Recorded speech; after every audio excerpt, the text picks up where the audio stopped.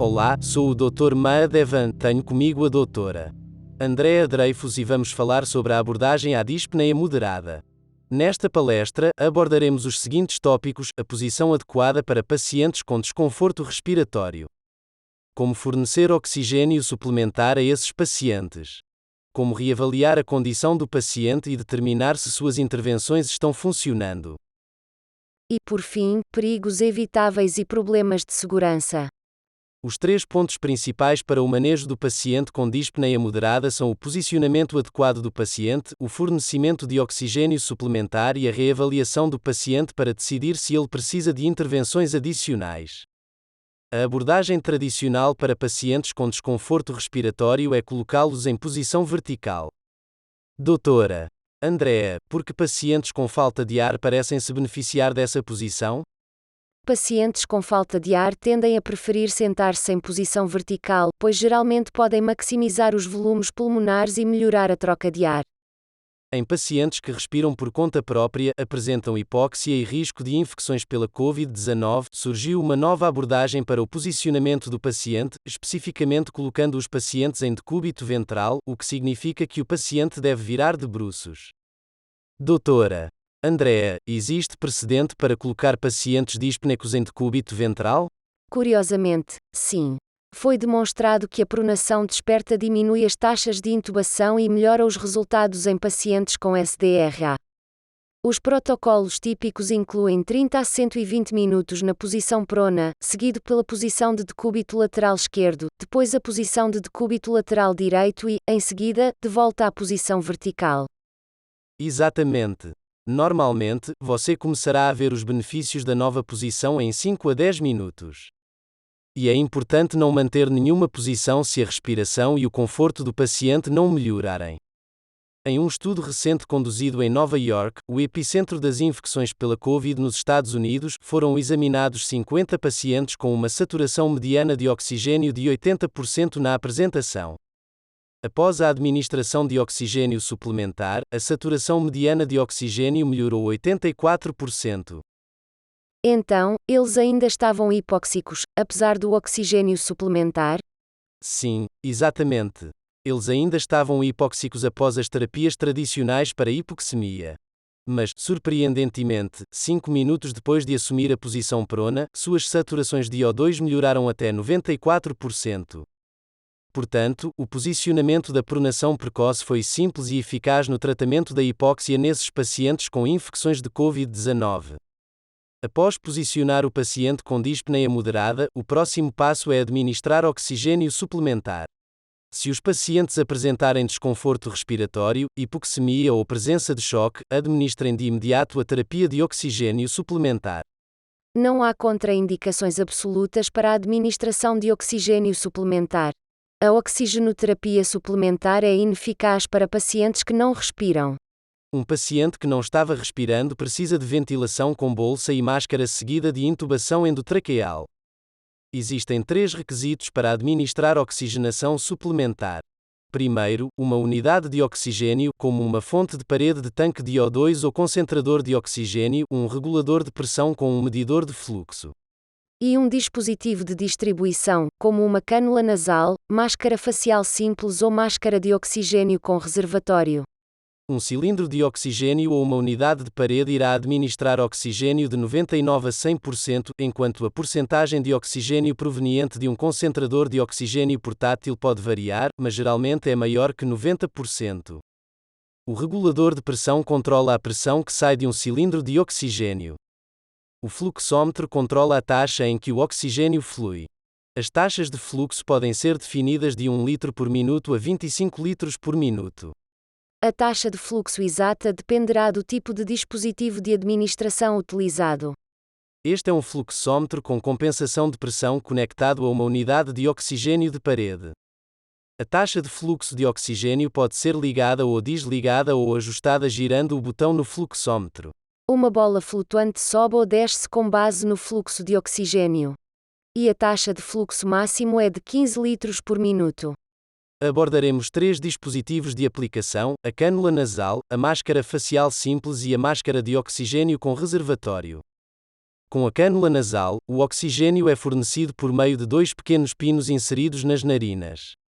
Normalmente, as taxas de fluxo de oxigênio são de 1 a 6 litros por minuto, o que fornece uma FiO2 de 24 a 44%. A razão de não excedermos os 6 litros por minuto ao usar uma cânula nasal é que taxas de fluxo mais altas irritam a mucosa nasal, o que pode causar sangramento.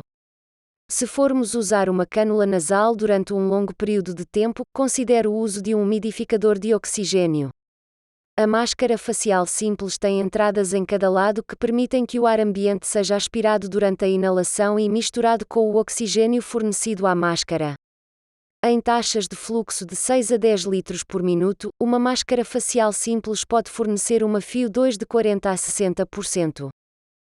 A máscara de oxigênio com reservatório combina uma máscara com uma bolsa reservatório, que é preenchida com oxigênio. Quando o paciente inala, ele retira o oxigênio puro da bolsa reservatório. Quando expira, o ar escapa pelas pequenas entradas de expiração na lateral da máscara, e não de volta para a bolsa reservatório. Exatamente. Isso garante que a bolsa reservatório esteja sempre cheia de oxigênio. Lembre-se que a taxa de fluxo de oxigênio deve ser de 12 a 15 litros por minuto para garantir que a bolsa reservatório não entre em colapso durante a inalação. Outra abordagem é colocar uma máscara de oxigênio com reservatório sobre uma cânula nasal, que fornece uma FiO2 efetiva de 100%, evitando o acúmulo inadvertido de dióxido de carbono na hipofaringe e nasofaringe. Ao considerar uma abordagem gradual para fornecer oxigênio suplementar, comece com uma cânula nasal ou máscara facial simples e, se o paciente não melhorar com qualquer um desses dispositivos, aplique uma máscara de oxigênio com reservatório ou uma máscara de oxigênio com reservatório sobre uma máscara nasal cânula. O seguimento de qualquer intervenção para o tratamento da dispneia, como o posicionamento do paciente ou o fornecimento de oxigênio suplementar, é muito importante para reavaliar a condição clínica e os sinais vitais do paciente, principalmente a saturação de oxigênio. A reavaliação clínica inclui a avaliação da própria avaliação do paciente sobre sua condição, se o paciente se sente melhor ou não, seu trabalho respiratório e seus sinais vitais, especificamente sua frequência respiratória e saturação de oxigênio. Se eles estão melhorando, isso sugere que suas intervenções estão funcionando, pelo menos por enquanto. Se o paciente não estiver melhorando, significa que você precisa pensar em intervenções adicionais, como reposicionar o paciente ou cânula nasal de alto fluxo ou intubação e ventilação mecânica. Como parte das diretrizes da OMS após o posicionamento, oxigênio suplementar e estabilização, a saturação de oxigênio-alvo em adultos é superior a 90%. A saturação de oxigênio-alvo para grávidas adultas é superior ou igual a 92 a 95%. Não é obrigatório atingir uma saturação de oxigênio de 100%. Portanto, use a quantidade de oxigênio para atingir essas metas de saturação de O2. Caso não consiga atingir essas metas saturações de oxigênio-alvo, a próxima etapa seria considerar uma cânula nasal de alto fluxo ou ventilação não invasiva. Essas modalidades serão abordadas na próxima palestra. A seguir, abordaremos alguns perigos evitáveis no tratamento de pacientes com dispneia moderada. Em primeiro lugar, evite benzodiazepínicos ou agentes analgésicos narcóticos no tratamento inicial de pacientes agitados. Se um paciente com dispneia estiver agitado, pense primeiro em hipóxia ou insuficiência respiratória e certifique-se que está avaliando e tratando adequadamente essas condições. Exatamente. A administração de um medicamento analgésico benzodiazepínico ou narcótico a um paciente com agitação por hipóxia ou insuficiência respiratória pode ser letal. Em pacientes com doenças pulmonares obstrutivas, como enfisema ou DPOC, ou insuficiência respiratória crónica, tome cuidado ao administrar oxigênio. Esses pacientes costumam ter hipercarbia, portanto, a administração excessiva de oxigênio, especialmente durante um longo período de tempo, pode reduzir o impulso respiratório, e isso pode levar a mais hipercarbia, estado mental alterado e até mesmo colapso respiratório completo. Lembre-se que não há problema em administrar oxigênio a esses pacientes, mas você precisa ajustar o oxigênio de acordo com suas necessidades específicas, em vez de apenas aplicar a quantidade máxima de oxigênio. Por último, é importante garantir que o oxigênio esteja fluindo para o paciente. As máscaras e cânulas nasais podem se desconectar de seus suprimentos de oxigênio. E os tanques de oxigênio têm uma quantidade limitada de oxigênio que pode acabar com o tempo. Quando a pressão cair para 200 psi ou menos, substitua o cilindro de oxigênio. Ao administrar oxigênio, pode haver alguns problemas sérios de segurança que devemos estar atentos. Em primeiro lugar, tenha cuidado ao usar cilindros de oxigênio e não os coloque em pé, a menos que estejam bem fixados. Sob as condições certas, se eles caírem, eles têm o potencial de se tornar um foguete e causar ferimentos. Exatamente. Neste vídeo, vemos um cilindro de oxigênio cair de um caminhão em movimento e atravessar a estrada como um foguete e atingir um motorista inocente em uma motocicleta. O oxigênio representa um risco de incêndio porque permite que outros materiais entrem em ignição em uma temperatura mais baixa e queimem de maneira mais quente e rápida. Portanto, sempre mantenha os materiais combustíveis longe dos reguladores, conexões, válvulas e tubos do cilindro de oxigênio. Nunca deixe ninguém fumar nas proximidades dos cilindros de oxigênio. Por fim, em teoria, todas as formas de oxigênio suplementar e suporte respiratório podem potencialmente aerosolizar patógenos respiratórios, como a Covid-19. Isso significa que um paciente em leilão com uma cânula nasal, máscara facial ou máscara de oxigênio com reservatório pode espalhar partículas virais no ar ao seu redor. Um estudo publicado no Jornal Médico de Hong Kong em 2014 sugere que uma cânula nasal de 5 litros pode dispersar partículas a cerca de 42 centímetros do paciente. Ou seja, máscaras faciais simples de 10 litros pode dispersar partículas a cerca de 40 centímetros de distância do paciente.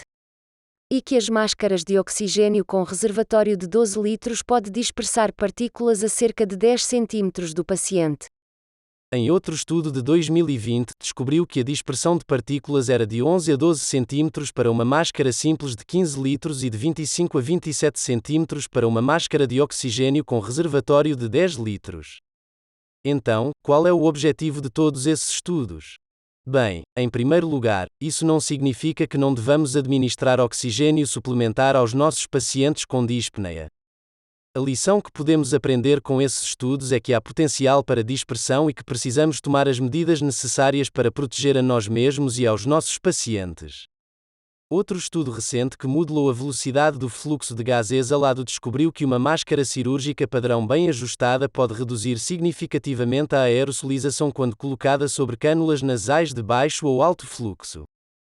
Como visto nesta primeira imagem, um paciente com uma cânula nasal de 6 litros tem o potencial de dispersar partículas virais na aspiração até 1 metro ou 3 pés. No entanto, após a colocação de uma máscara cirúrgica sobre a cânula nasal, você pode ver que há uma redução significativa na dispersão das partículas.